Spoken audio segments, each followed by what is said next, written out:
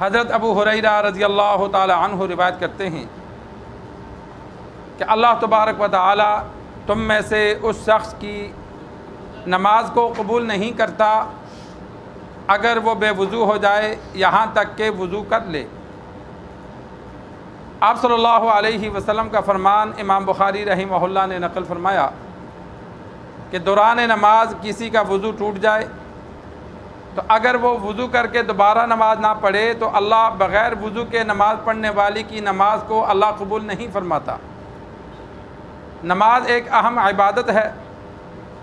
دوران وضو تو کبھی کبھار کسی کا وضو ٹوٹ جائے تو شرعی حکم یہ ہے کہ اگر وہ بنا بھی کر سکتا ہے، بنا کا مطلب یہ ہے کہ کسی سے بات نہ کرے، قریب وضو کی جگہ ہے تو جائے، وضو کر کے آئے اور جہاں سے نماز چھوڑی ہے وہیں سے آگے شروع کر دے۔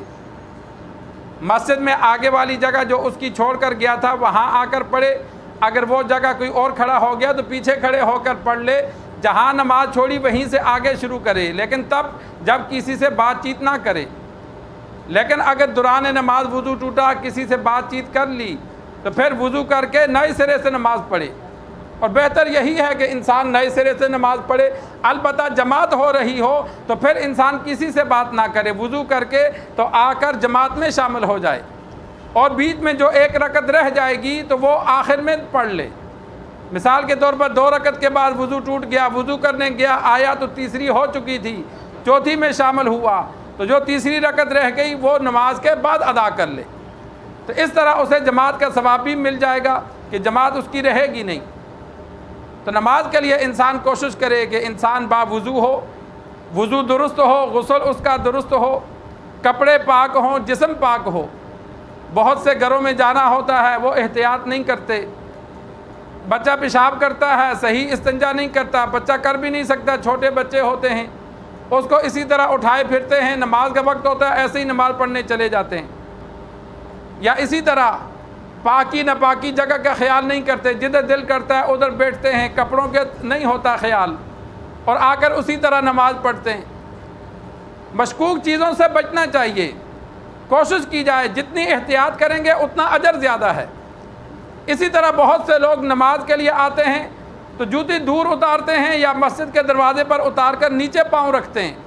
اب مساجد میں، یہ مسجد نہیں کسی بھی مسجد میں چلے جاؤ تو وہاں وضو خانے کے پاس جو جوتیاں اتارنے کی جگہ ہے بیت الخلاء وہاں قریب ہوتے ہیں، ہر نمازی بیت الخلاء سے ہو کے آتا ہے، جوتیاں گندی ہوتی ہیں، وہ جگہ ناپاک ہوتی ہے، ہم وضو کر کے ننگے پاؤں نیچے رکھتے ہیں اور وہ گندے پاؤں لے کے مسجد میں آتے ہیں۔ یہاں کئی مرتبہ سمجھا چکا ہوں، اس دن ایک صاحب بتا رہے تھے مولانا صاحب آپ کی مسجد کے جو مستقل نمازی ہیں ان کو بھی آپ دیکھا کرو، وہ اکثر اسی طرح کرتے ہیں کہ باہر جوتی اتارتے ہیں، ننگے پاؤں اندر آتے ہیں۔ اگر چلو پاؤں ناپاک نہیں بھی ہوئے لیکن مٹی تو مسجد میں آ گئی۔ انسان یہ تو خیال کرے، اپنے گھر میں انسان خیال کرتا ہے تو اللہ کے گھر میں آتے وقت صحابہ کرام رضوان اللہ تعالی علیہم اجمعین جب اذان ہوتی تو ان کا چہرہ سرخ ہو جاتا، فکر لاحق ہو جاتی کہ اللہ کے ہاں جا کر عبادت کرنی ہے تو کہیں ہم سے کوئی ادب، کوئی خلاف ورزی نہ ہو جائے، ایسے عبادت کریں کہ اللہ کو پسند آ جائے۔ تو ہم اللہ کے گھر میں آتے ہوئے ذرا احتیاط نہیں کرتے، نہ کپڑوں کی فکر، نہ جسم کی فکر۔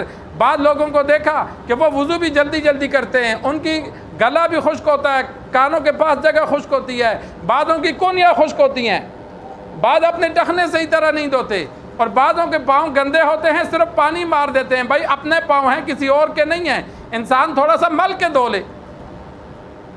جتنی صفائی سے، ستھرائی سے، ادب کا لحاظ کر کے انسان نماز ادا کرتا ہے اتنا ہی اللہ تبارک و تعالی اجر زیادہ عطا فرماتے ہیں۔ جس طرح حدیث میں موجود ہے کہ انسان بغیر مسواک کے جو نماز پڑھتا ہے اور جو مسواک کے ساتھ نماز پڑھتا ہے، مسواک والی نماز کا 70 گنا زیادہ اللہ ثواب عطا فرماتے ہیں۔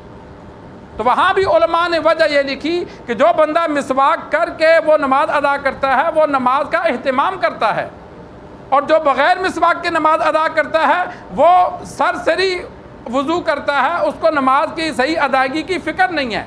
اس لیے دونوں کی وضو کی وجہ سے اللہ نے دونوں کی نماز میں ثواب میں اتنی کمی کر دی۔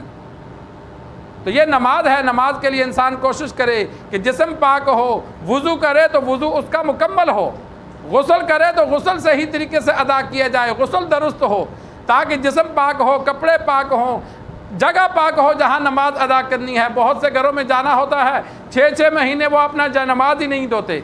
حالانکہ کئی گھروں میں ایسا ہوتا ہے کہ چھوٹا بچہ جائے نماز پہ پھر جاتا ہے, آ کے بیٹھ جاتا ہے, لیکن کہتے ہیں خیر ہے, کوئی بات نہیں ہے. یہ غفلت ہے, یہ خیر نہیں ہے.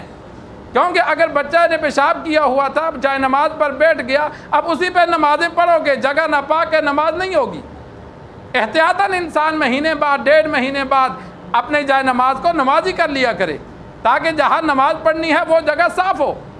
تو یہ گھروں میں بھی, مساجد میں بھی اس چیز کا اہتمام ہو کہ انسان کی وجہ سے مسجد میں کوئی جگہ گندی نہ ہو, باوضو ہو, پاک صاف ہو کے مسجد میں جائے.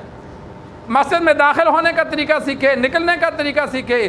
جتنا ادب کا لحاظ رکھا جائے گا اتنا اجر زیادہ ملے گا. تو حدیث میں بھی سرکار دو عالم صلی اللہ علیہ وسلم نے فرمایا, بے وضو بندہ ہو تو اللہ تبارک و تعالی بغیر وضو کے عبادت کو قبول نہیں فرماتا. تو نماز کی جتنی بھی شرائط ہیں, نماز کی 13 شرائط ہیں, 13 فرض ہیں, 13 میں سے ایک بھی رہ جائے گا تو اللہ نماز قبول نہیں فرماتا. کسی بھی عالم سے پوچھیں گے وہ کہے گا نماز نہیں ہوئی. تو نماز مکمل سیکھنی چاہیے, وضو کا, غسل کا تمام طریقہ, پھر نماز کی ادائیگی کا طریقہ انسان سیکھے. کھڑے کیسے ہونا ہے, رکوع کیسے کرنا ہے, سجدے کیسے کرنے ہیں. اگر سیکھا ہوا ہے تو اللہ کا شکر ادا کرے, اگر کمی ہے تو کسی عالم سے تربیت لے لے. سیکھ کر نماز ادا کریں گے, جتنے اچھے طریقے سے ادا کریں گے اتنا ہی ہمارا درجہ اجر بڑھ جائے گا. اللہ سے دعا ہے اللہ ہمیں دین سیکھ کر, سمجھ کر عمل کرنے کی توفیق عطا فرمائے.